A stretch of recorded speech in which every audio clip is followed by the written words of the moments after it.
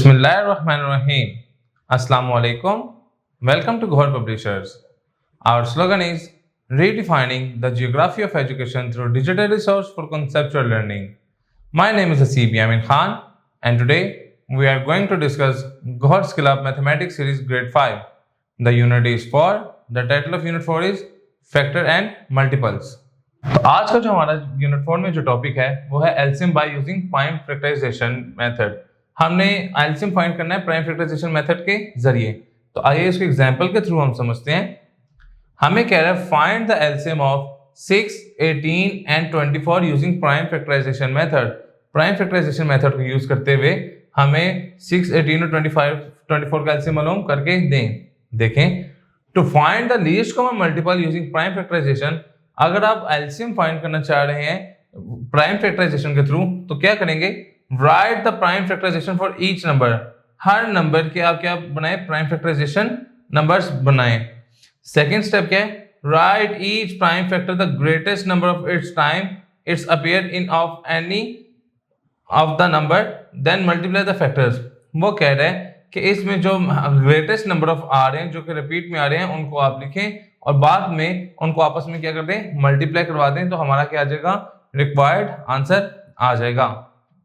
तो देखें इसमें जब हमने किया तो हमने देखा कि 6 के जो फैक्टर्स बनते हैं वो 2 into 3 बन रहा है, 18 के हैं 2 into 3 into 3, 3 इसमें 2 टाइम्स रिपीट है तो मैंने क्या लिखा, 3 appears 2 टाइम्स, तो उसको क्या लिखा, राइट 2 3s, तो मैंने 2 3 लिख दिए, ये लिखे हुए ब्लैक में।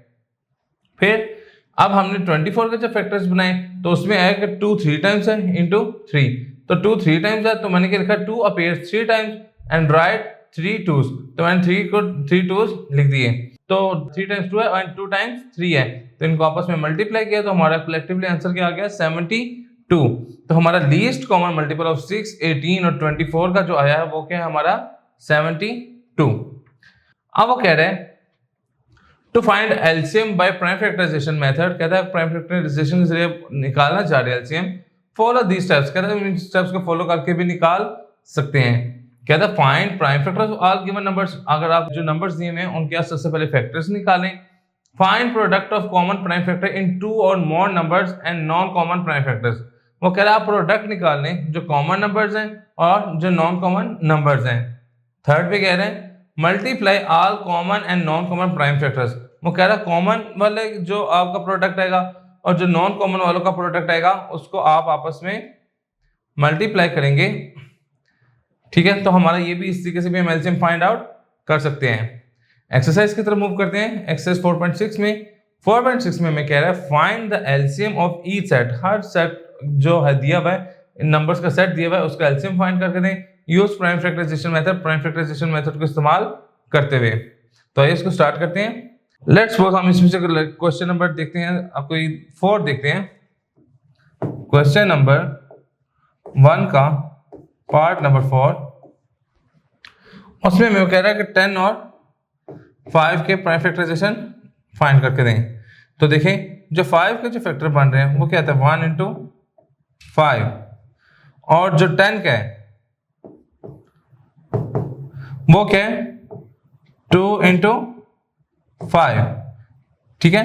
अब देखें इसमें जो हमारे पास कॉमन जो फैक्टर्स हैं वो कौन से, 5, और जो नॉन कॉमन फैक्टर्स हैं उसमें क्या है, 1 into 2, जो कि क्या है 2। तो अगर हम इस फॉर्मूले को यूज करते हुए इसको सोल्व करें तो LCM is equal to common factor multiply product of non common factors. तो कॉमन फैक्टर में मेरे पास 5 है और नॉन कॉमन में मेरे पास 2 है, तो 5 to the 10, तो हमारा जो एलसीएम हमारा निकल है, लीस्ट कॉमन मल्टीपल है, वो हमारा क्या है, 10। इसी तरीके से हम कोई और सवाल इसमें अटेम्प्ट करके देख लेते हैं। लेट्स सपोज हम इसमें क्वेश्चन नंबर 11 देखते हैं। 11 में हमें वो कह रहे हैं 5, 9 and 27। तो हम देखते हैं 5 के देख लेते हैं, ठीक है। 1 into 5, 9 के है वो 3 into 3, 9, और 27 जो है वो क्या था, 3 into 3 into 3। तो इसमें जब हमने देखा तो इसमें हमारा क्या आ रहा है, अगर हम देखें इसमें जो आ रहे हैं कॉमन वो कौन कौन से आ रहे हैं, एक तो ये 3 आ रहा है, और दूसरा ये 3 आ रहा है जी। तो इसमें हमने जब देखा कि हमारे पास कॉमन मल्टीपल्स आ रहे हैं वो 3 हैं, तो हम क्या लिखेंगे, कॉमन फैक्टर्स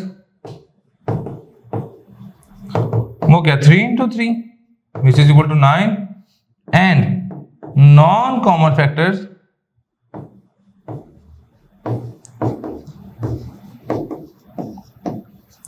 वो क्या 1 है, 5 है एंड 3, तो ये क्या आ गया 15।